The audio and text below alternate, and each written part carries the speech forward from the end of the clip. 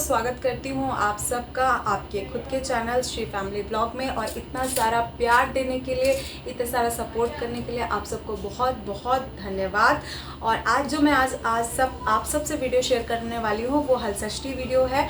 मतलब हल षष्ठी की पूजा के ऊपर वीडियो है। एक दिन पहले डाल रही हूँ, थोड़ा सा लेट हो गया बिकॉज ऑफ कुछ रीज़न, लेकिन शेयर करना ज़रूरी था। तो सबसे पहले जो भी माताएं बहनें हल षष्ठी व्रत रखने वाली हैं, पूजा करने वाली हैं, उन सब को बहुत ढेर सारी हार्दिक शुभकामनाएं और बहुत सारी ब्लेसिंग्स है। आप लोग बहुत खुश रहे, बहुत ही अच्छे से आपका व्रत रहे, आपके घर में, आपके परिवार में हमेशा आप वृद्धि रहे, आपका परिवार हमेशा फला फूला रहे। तो बेसिकली जो हल षष्ठी का व्रत है, ये महिलाएं जो होती हैं वो पुत्र प्राप्ति के लिए या अपने बच्चों की लंबी आयु के लिए रहती हैं। मोस्ट ऑफ दी जगह पे लोग गणेश चौथ रहते हैं, बट कुछ जगहों पर हल षष्ठी की पूजा भी की जाती है। हल षष्ठी की पूजा दो कारणों से होती है। एक तो माता ललिता की पूजा की जाती है, जो कि कार्तिकेय भगवान की पत्नी है, यानी भगवान शिव की पुत्रवधू है। और दूसरा रीज़न ये होता है कि जो भगवान कृष्ण के बड़े भाई होते हैं बलराम जी, उनकी जयंती मनाई जाती है इसी दिन पे। मतलब उसी दिन पर भगवान बलराम का जन्म दिवस माना जाता है। तो उन्हीं के जन्मोत्सव के स्वरूप जो किसान होते हैं हमारे देश में, आप सबको पता है कि हमारा देश जो है वो कृषि प्रधान देश है। तो यहाँ पर जो है हल की, यानी जो जिससे खेत जोता जाता है, उसकी पूजा की जाती है। तो इसी उपलक्ष्य में मैं आज आपसे ये वीडियो शेयर कर रही हूँ। आई होप आपको वीडियो पसंद आएगा। वीडियो पसंद आया तो प्लीज़ शेयर कर दीजिएगा और लाइक किए बिना बिल्कुल मत जाइएगा। और अगर चैनल पर पहली बार आए हो तो चैनल को सब्सक्राइब जरूर कीजिएगा। तो सबसे पहले मैं आप सबको बताना चाहूँगी, हल षष्ठी व्रत जो होता है, जो ललही छठ होता है, उसका जो पूजा होता है वो किस लिए किया जाता है। ललही छठ का जो पूजा होता है जो ललही छठ का पूजा होता है वो बेसिकली जो भाद्रपद यानी सावन के बाद, रक्षाबंधन पर सावन खत्म हो जाता है, उसके बाद जो भाद्रपद की षष्ठी से तिथि होती है कृष्ण पक्ष की, उसी पक्ष में हल षष्ठी का व्रत रहा जाता है। छठी का मतलब ही हल षष्ठी, मतलब छठवें दिन पर रहा जाता है। जैसे बेसिकली हमारे यहाँ बच्चा होता है तो हम छठी मनाते हैं बच्चे की, तो वैसे ही हल षष्ठी व्रत का पूजा भी किया जाता है। बहुत से लोग ये बेटे के लिए रहते हैं, बट ऐसा कुछ भी नहीं है। आप बेटे या बेटी किसी के भी लंबी आयु के लिए, अपने पुत्र या पुत्री, कोई भी आपका बच्चा, आप उसके लिए रह सकते हैं। और बेसिकली ये व्रत जो होता है वो हमारे यूपी में तो बहुत ज़्यादा फेमस है। आपको हर घर में आपको इस व्रत को देखने को मिल जाएगा। तो सबसे पहले मैं आपको व्रत का नियम बता रही हूँ कि व्रत कैसे रहते हैं। तो आइए जान लेते हैं कि सबसे पहले व्रत का नियम क्या है। जी, तो मैं आप सबसे शेयर कर रही हूँ हल षष्ठी पूजन विधि और हल षष्ठी व्रत कैसे करें। तो सबसे पहली बात कि जो हल षष्ठी व्रत होता है उसमें कोई भी ज्योति या बोई चीज़ें नहीं खाई जाती है। इस व्रत में आप तिन्नी का चावल खा सकते हैं। तिन्नी का चावल आपको मोस्ट स्टिकी राइस बोलते हैं, आपको अमेजोन पे भी मिल जाएगा। ब्राउन कलर का होता है, स्टिकी राइस होता है और बहुत ही रिच विटामिन ए होता है, बहुत ही अच्छा होता है हेल्थ के लिए। तो आप उसको खा सकते हैं।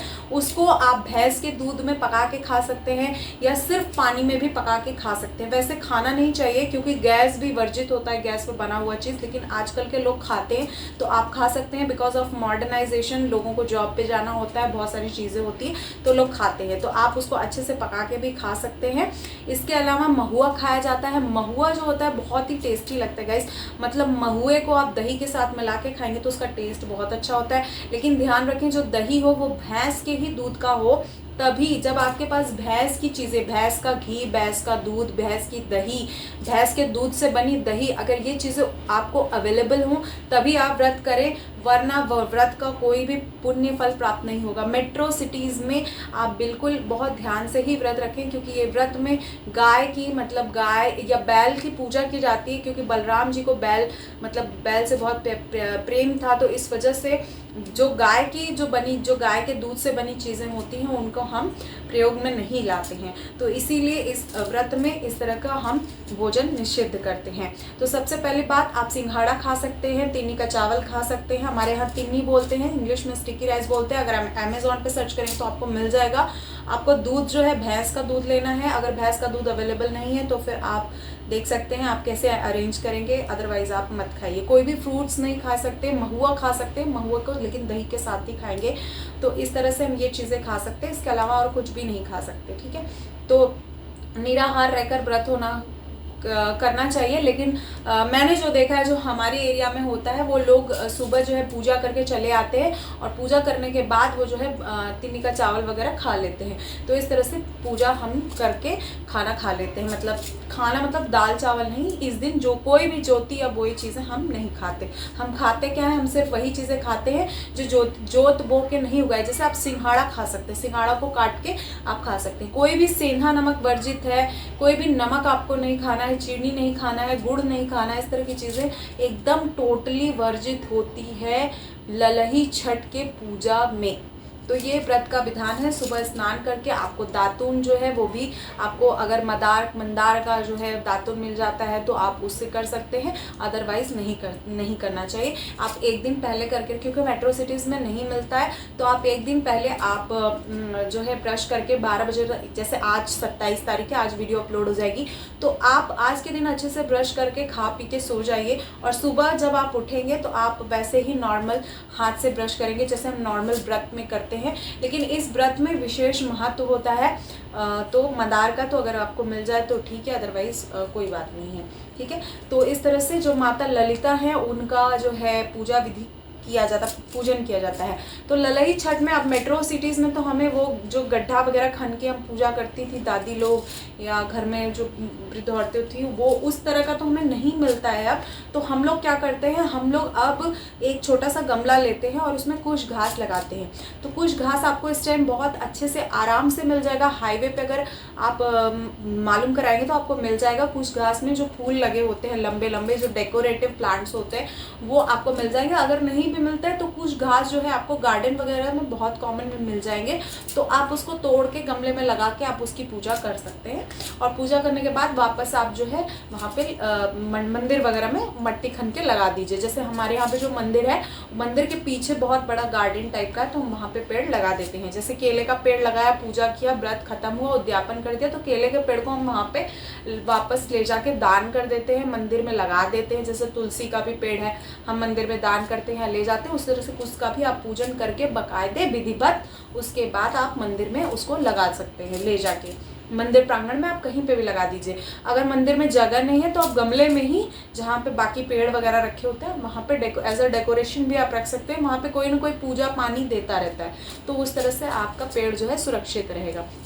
और हरियाली अमावस्या पे भी बहुत सारे लोग मंदिरों में जो है पेड़ का दान करते हैं, स्पेशली पीतल वृक्ष का दान करते हैं, तो वो वैसे भी बहुत फ्रूटफुल है। तो ये काम ज़रूर करना चाहिए, पहली बात क्योंकि पेड़ का दान ज़रूरी है। और जितना ज़्यादा से ज़्यादा पेड़, हाईवे पे अगर आपको जगह दिखती है, कभी आप ड्राइव पे जा रहे हैं, कभी कुछ इस तरह से, तो आपको पेड़ ज़रूर लगाना चाहिए। बहुत ही हमारे लिए फलदायक है, हमारे आगे आने वाली जनरेशन के लिए। तो अब मैं आपसे बताने जा रही हूँ कैसे करें पूजा। तो सबसे पहले जब सुबह नहा वहा लेते हैं तो पहले पूजा ही करते हैं। तो 28 तारीख को जो मुहूर्त है, वो एक्चुअली जो षष्ठी तिथि है वो 27 तारीख से लग रही है, शाम को 6:50 PM पे 27 तारीख को लग रही है। और 28 तारीख को ये शाम को 8:55 तक दिल्ली में रहेगी। और बाकी स्टेट का मुझे नहीं पता, तो बाकी स्टेट्स का आप देख लीजिएगा, वरना स्टैंडर्ड जो टाइम है वो 8:55 तक है। तो उससे कोई उतना मतलब है नहीं, क्योंकि पारण आपको नेक्स्ट डे ही करना है। भले ही शाम को 8:55 पर षष्ठी तिथि खत्म हो जाएगी, सप्तमी तिथि लग जाएगी, बट पारण जो होगा वो नेक्स्ट डे होगा, ठीक है। तो नेक्स्ट डे जब आप करेंगे उससे पहले आप खिलौने वगैरह बांट देंगे। सामग्री में बहुत कम सामग्री हम लेते हैं पूजन विधि से पहले। मैं आपको सामग्री बता देती हूँ। जैसा कि मैंने बताया कि तिन्नी का चावल, इसके अलावा जो हमारा मंदार होता है, मंदार को भी हम ले आते हैं, छोटा छोटा होता है ब्राउन कलर का, वो ले आते हैं। उसके बाद जो है हम दही ले आते हैं भैंस के दूध का, भैंस का दूध भी ले आते हैं। और इसके अलावा जो है हम भैंस के दूध की घी भी लाते हैं, क्योंकि जो दीपक जलाते हैं ललही छठ पे वो भैंस के दूध की ही होती है। और दूध की जो घी होता है हम उसको निकाल के ही हम ललही छठ का जो दीपक होता है, चाहे वो आप अग्नि देवता के आह्वान के, साक्षात देवता के आह्वान के लिए आप जलाएं या तो पूजन के लिए जलाएं, दोनों ही सिचुएशन में आपको सबसे ज़्यादा इंपॉर्टेंटली क्या ध्यान देना है कि वो भैंस का ही होना चाहिए, गाय के दूध का आप प्रयोग ना करें। इसके अलावा इन चीज़ों के अलावा मंदार के पत्ते होते हैं, उन पत्ते का दोना बनाया जाता है। अब मंदार के पत्ते मेट्रो सिटीज़ में तो अवेलेबल नहीं है, तो हम लोग क्या करते हैं, जो डिस्पोजल्स मिलते हैं, जो कागज़ के होते हैं, जो प्लास्टिक के होते हैं वो नहीं, जो कागज़ के होते हैं, आप उन्हें चढ़ा सकते हैं।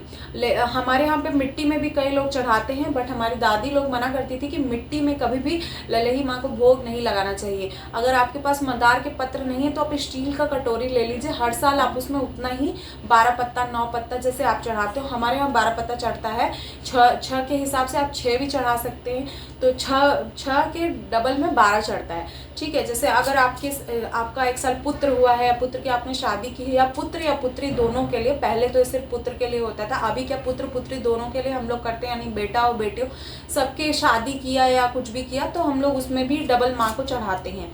तो अभी आप क्या कर सकते हैं कि जैसे डबल चढ़ाना है तो 12 का 24 कर दीजिए, तो स्टील का जैसे हम लोग चढ़ाते हैं, या अगर आप नहीं वो करना चाह रहे हैं तो आप जो डिस्पोजल का कागज़ वाला आता है आप उसमें रख के चढ़ा सकते हैं। तो आप 12 पत्ता जो है वो ले लेंगे, अगर आपको मदाल का मिल रहा है तो वो बहुत ही अच्छा है, फलदायक है।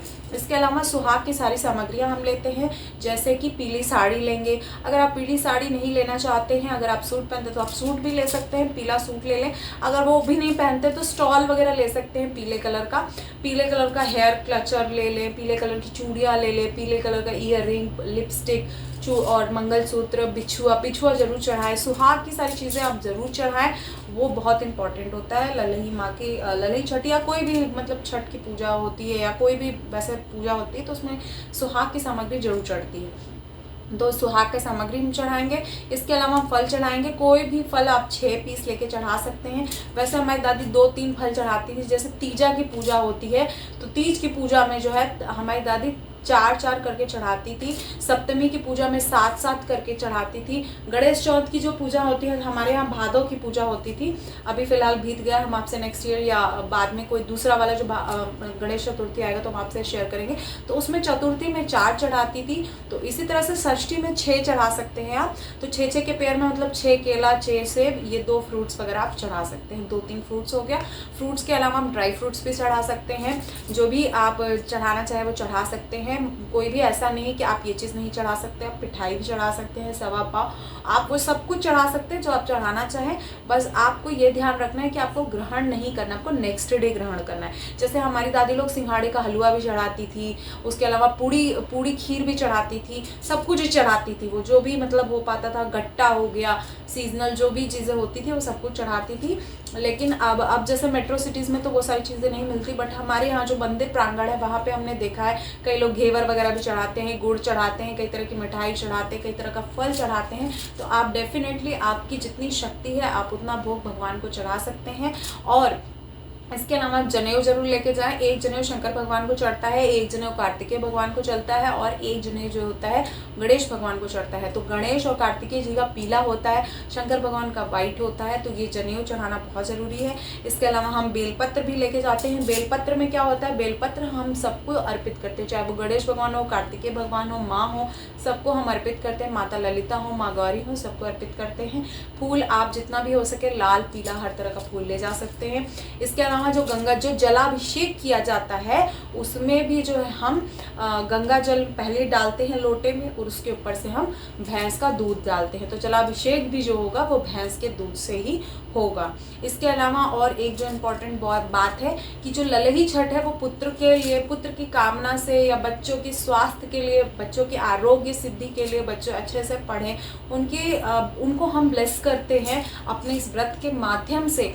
तो इसीलिए हम बच्चों को उपहार भी वैसे हम चढ़ाते हैं, जो बच्चों की खेलने वाली चीज़ें होती हैं, क्योंकि ये बलराम जी की जयंती भी है। तो जैसे हम कृष्ण जन्माष्टमी पे बहुत सारे खिलौने वगैरह चढ़ाते हैं, बच्चों में दान करते हैं, आजकल तो ड्राइंग जो कलर बुक होती है या ड्राइंग का जो एसेसरीज होती है पैक में आता है, आजकल लोग वो चढ़ाते हैं। तो जो भी बच्चे यूज़ करें, तो बच्चे यूज़ करेंगे तो भगवान खुश होते हैं, क्योंकि वैसे भी बच्चों में भगवान का अवतार माना जाता है। तो इस तरह की चीज़ें आप चढ़ा सकते हैं, और चढ़ाने के बाद उनका दान अवश्य करें। ज़्यादातर जो बजने वाले खिलौने होते हैं, जो छन छन इस तरह का बजते हैं, वो भी आप प्रयोग कर सकते हैं। तो ये हमारे यहाँ की पूजन विधि है। अगर आप हवन कर सकते हैं तो करिए, अदरवाइज़ ऐसा कोई हमारे यहाँ पे देखिए, हमारे इधर तो जो मेरा दिल्ली का कल्चर है वहाँ पे भैंस का तो कोई उपला नहीं मिलता है, क्योंकि भैंस का उपला ज़रूरी है। तो भैंस का उपला नहीं मिल पाता तो हम लोग जो मदार होता है, मदार में ही घी डाल के हवन कर देते हैं। 5-5 आहुति सबके नाम की दे के हवन कर देते हैं।